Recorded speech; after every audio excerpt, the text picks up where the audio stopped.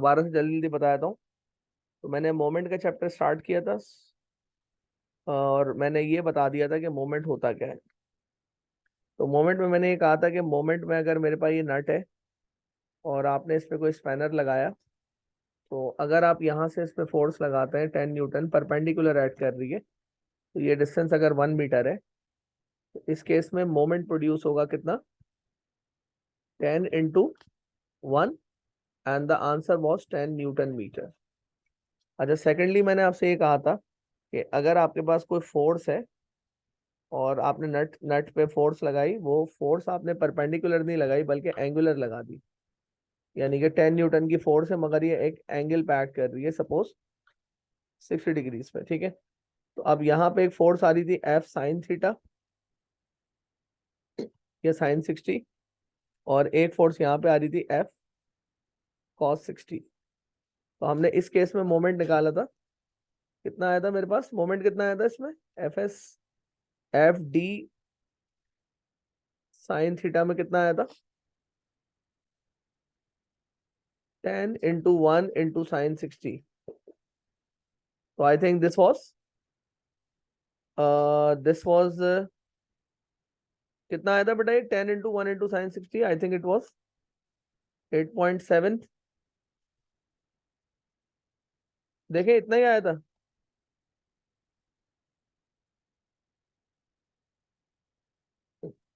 देखिएगा यस बेटा सर। हाँ यही आया था ना हमारे पास, ठीक है। तो इसका मतलब है कि इसमें मैं ये कह रहा था कि इजियर टू ओपन, यानी कि यहाँ पे नट को खोलना ज्यादा आसान होगा, इजियर टू ओपन होगा, और यहाँ पे रिलेटिवली मेरे लिए थोड़ा डिफिकल्ट टू ओपन हो जाएगा, ठीक है। अच्छा, अब अगर मैं इसमें आगे देखूँ ना बात, तो आगे मैंने ये बताना था इसमें कि आपके पास जो है वो मोमेंट की डेफिनेशन मैंने दे दी थी कि moment is the product of force and the perpendicular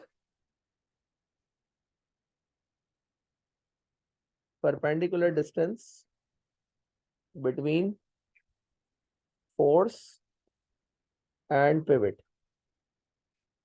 अच्छा, और पिवट क्या बताया था मैंने, पिवट का मतलब होता है जहां पे रोटेशन कॉज होती है, pivot is the point of rotation. Okay, so ये वाली बातें हमारी सारी हो गई थी, और इसका जो एसआई यूनिट होता है वो न्यूटन मीटर होता है, ये भी मैंने बता दिया था।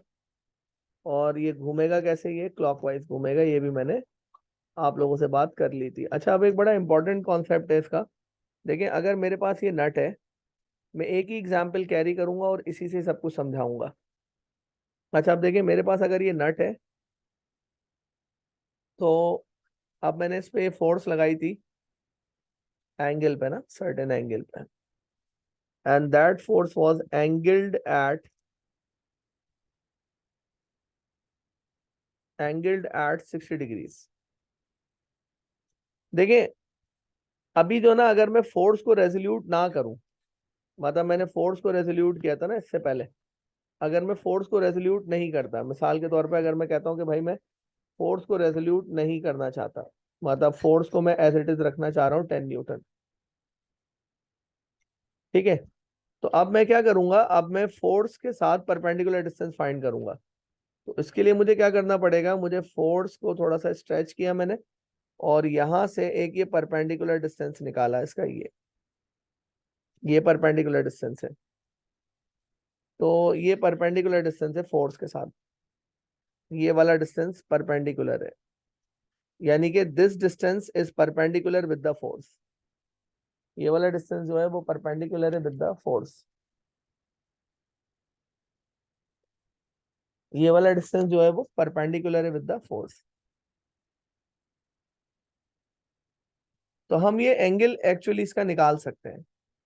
अच्छा, कैसे निकालेंगे, ये 1 मीटर है, तो ये डिस्टेंस डी आप लोग फाइंड कर सकते हैं इसका। ट्राइंगल बन रहा है ना अंदर, कोई ट्रिग्नोमेट्रिक रेशो वगैरह लगा के आप मुझे बता दें कि ये डिस्टेंस कितना आ रहा है डी। बेटा आप लोग अपने तौर पे देखें, आप लोगों से ये डिस्टेंस आराम से निकल जाएगा। अब मैं फोर्स को रेजोल्यूट नहीं कर रहा, बल्कि फोर्स के साथ परपेंडिकुलर डिस्टेंस फाइंड कर रहा हूं। तो आप लोग कोशिश करें कि ये डिस्टेंस आपसे फाइंड आउट हो जाए। यहाँ पे एंगल 90 डिग्रीज बनेगा।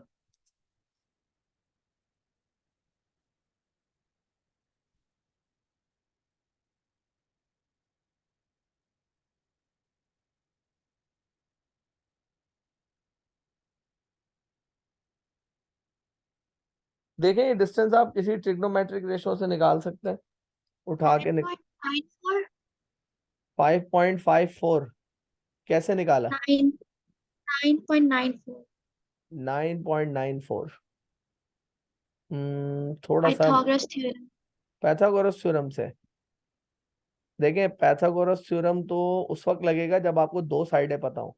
आपको तो यहाँ पे सिर्फ एक साइड पता है 1 मीटर, दूसरी तो साइड आपको पता ही नहीं है। तो आप इसमें साइन थीटा लगा सकते हैं। साइन थीटा बराबर होता है ऑपोजिट अपॉन हाइपोटेन्यूज के। अच्छा ये ट्राइंगल बन रहा है ना अंदर, तो ट्राइंगल में 90 डिग्रीज के अपोजिट जो साइड होती है वो होती है हाइपोटेन्यूज। ये 90 डिग्रीज का एंगल है ना, ये जो साइड है ना ये हाइपोटेन्यूज है। और एंगल कितना है? 60। तो आपने एंगल लिया साइन 60 और ऑपोजिट की जगह पे अननोन रखा, डी रखा, और हाइपोटेन्यूज की जगह पे आपने 1 रखा। तो डिस्टेंस कितना आ जाएगा? Sine 60 multiply by 1। निकालें कितना आ रहा है, आंसर बताएं इसका कितना आ रहा है।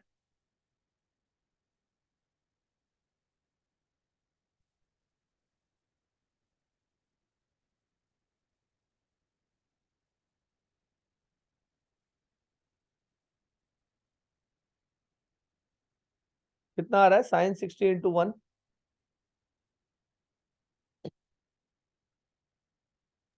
0.86। 0.866 आ रहा होगा। Yes sir. हाँ तो ये 0.87 मीटर हो जाएगा। ठीक है जी, ये हो जाएगा 0.87 मीटर। तो भाई अगर ये 0.87 मीटर आया है, तो अब आप इसका मोमेंट कैसे निकालेंगे? अब आपको फोर्स को रेजोल्यूट करने की जरूरत नहीं है, तो आप इसका मोमेंट निकाल सकते हैं 10 इंटू 0.87 से। तो आंसर इसका भी वही आ रहा है 8.7 न्यूटन मीटर। तो it's all up to us कि हम लोग करना क्या चाहते हैं। अगर हम फोर्स को रेजोल्यूट करना चाहते हैं तो भी ठीक है, अगर फोर्स को रेजोल्यूट नहीं करना चाहते तो भी ठीक है।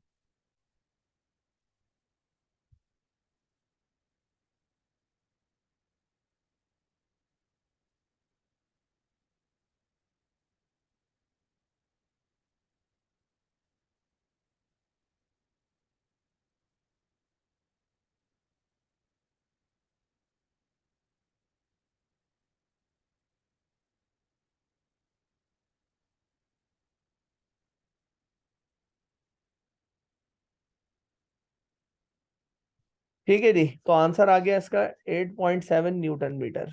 ठीक है, तो यानी कि हम या तो फोर्स को रेजोल्यूट कर लें तो भी ठीक है, और अगर फोर्स को रेजोल्यूट नहीं कर रहे हैं तो हम इसको दूसरे तरीके से भी सॉल्व कर सकते हैं। तो मैंने आपको ये सिखाया कि अगर मेरे पास नट है, तो अगर मेरे नट के ऊपर एक ये स्पैनर लगा हुआ है और यहाँ पर मैं इस तरह से एक्ट करवा रहा हूँ किसी फोर्स को, तो अब इसके दो मेथड हैं। एक मेथड तो ये है कि आप फोर्स को रेजोल्यूट करें। तो अगर आप फोर्स को रेजोल्यूशन में लेके आते हैं, यानी फोर्स को रेजोल्यूट करते हैं, तो आप क्या करेंगे? आप 10 का एक कॉस कंपोनेंट निकालेंगे और एक साइन कंपोनेंट। तो ये हो जाएगा 10 साइन 60, और एक कंपोनेंट इधर बनेगा और ये हो जाएगा 10 कॉस 60। तो आपका मोमेंट इस केस में कैसे निकला था? मोमेंट आएगा इसमें 10 साइन 60 मल्टीप्लाई बाय 1, तो इसमें आया था आंसर 8.7 न्यूटन मीटर। अच्छा अगर आप ऐसे नहीं करना चाह रहे, तो दूसरा मेथड मैंने आपको ये बताया है कि आप जो है वो रादर देन रेजोल्यूटिंग द फोर्स, आप डिस्टेंस को फाइंड आउट करें। यानी कि फोर्स को एज इट इज रहने दें, फोर्स को टच नहीं करें, बस इस फोर्स के साथ फोर्स को कुछ नहीं करें, फोर्स को चेंज नहीं करना आपने इस केस में। आपने क्या करना है, आपने इसी फोर्स के साथ ये परपेंडिकुलर डिस्टेंस फाइंड करना है। तो जब आपने परपेंडिकुलर डिस्टेंस फाइंड करने की कोशिश की तो ये एंगल अंदर में 90 बन रहा था और ये लेंथ सिर्फ पता थी हमें 1 मीटर। तो हमने इसमें डी फाइंड किया पहले। तो डी आपका किससे आया था, डी आया था sin 60 मल्टीप्लाई बाय 1 से। तो डी का आंसर आया इसमें 0.87 मीटर। इससे भी जब हमने मोमेंट निकाला तो वो स्टिल कितना आ रहा है, स्टिल वो 0.86 से आपका 8.7 न्यूटन मीटर आ रहा है। ठीक है,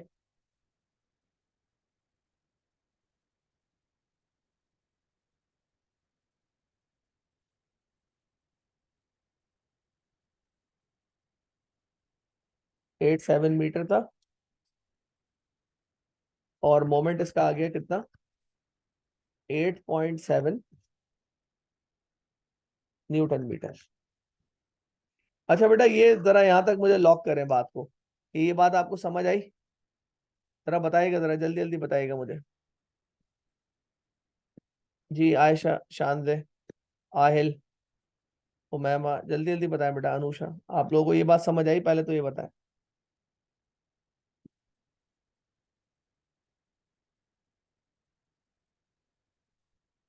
तो दो तरीके हो सकते हैं, आइदर फाइंड परपेंडिकुलर फोर्स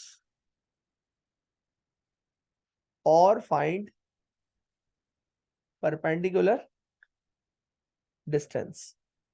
या तो आप परपेंडिकुलर फोर्स फाइंड कर लें या आप परपेंडिकुलर डिस्टेंस फाइंड कर लें, ये आपकी मर्जी है कि आप करना क्या चाहते हैं। ठीक है, अच्छा अब देखें, एक और मेरे पास एक टर्म आती है इसके अंदर, ये हम आज की लास्ट छोटी सी डिस्कशन करेंगे इसमें। एक छोटी सी टर्म आती है जिसको हम कहते हैं इक्विलिब्रियम। अच्छा, इक्विलिब्रियम क्या होता है? इक्विलिब्रियम ये होता है कि अगर मेरे पास इक्विलिब्रियम में अगर कोई ऑब्जेक्ट है तो इसकी इक्विलिब्रियम की दो कंडीशंस होती है। फर्स्ट कंडीशन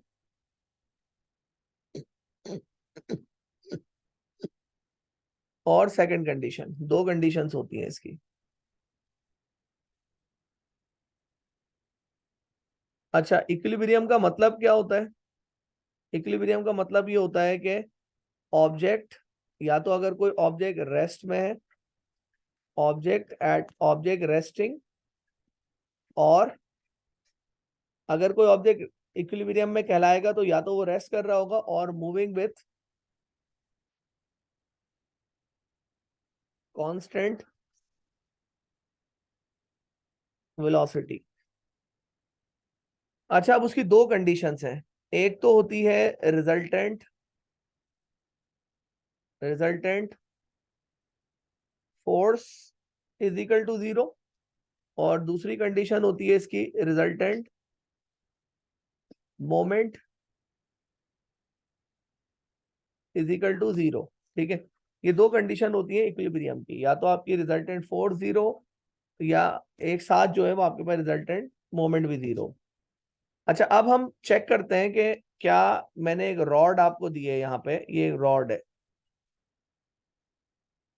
एक रॉड बना रहा हूं यहाँ पे, रॉड, ये कोई मेटल रॉड है या कोई वुडन रॉड है।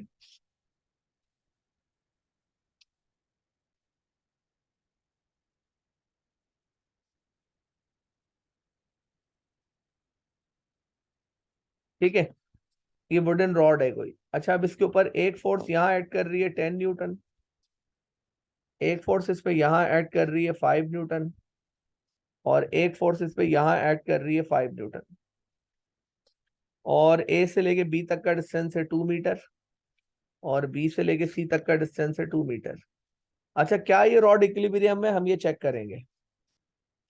तो आप इसको बताएं, इस पे रिजल्टेंट फोर्स 0 है या नहीं है? फर्स्ट कंडीशन चेक करें, फर्स्ट कंडीशन चेक करें। फर्स्ट कंडीशन क्या है कि resultant force must be zero. तो क्या ऐसा हो रहा है? Yes, yes, because total downward force is 10 Newton and upward force is also 10 Newton. So they cancel out. So they cancel out. So they cancel out and net force is zero. ये बात तो ठीक है, मतलब resultant force is zero, ये condition इस पे meet हो रही है। अच्छा, अब हमें सेकंड कंडीशन चेक करनी है। सेकंड कंडीशन क्या होती है इक्विलिब्रियम की? सेकंड कंडीशन है कि resultant moment must be zero. अब इसके लिए हमें क्या करना पड़ेगा? इसके लिए हमारे पास देखें रिजल्टेंट मोमेंट जीरो आ रहा है या नहीं आ रहा। इसके लिए तो हमें चेक करना पड़ेगा कि रॉड पे मोमेंट है कितना। तो हम किसी एक पॉइंट को पिवट मान लेंगे।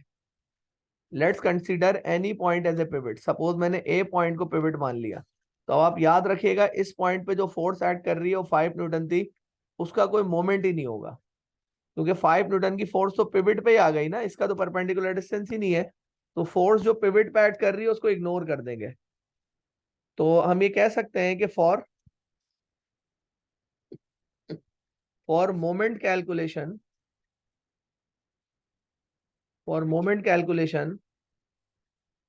Forces eight pivot must be ignored. Ignore कर देंगे हम लोग उसको, ठीक है। तो अब हमारे पास सिर्फ दो फोर्सेस बचेंगी। एक बचेगी आपकी 10 न्यूटन की फोर्स फ्रॉम द पिवट, इसका डिस्टेंस कितना है? 2 मीटर है। और एक बचेगी आपके पास 5 न्यूटन की फोर्स, और इसका पिवट से डिस्टेंस जो है वो 4 मीटर है। बेटा आप लोग कॉल रिकनेक्ट कर लें जरा जल्दी से।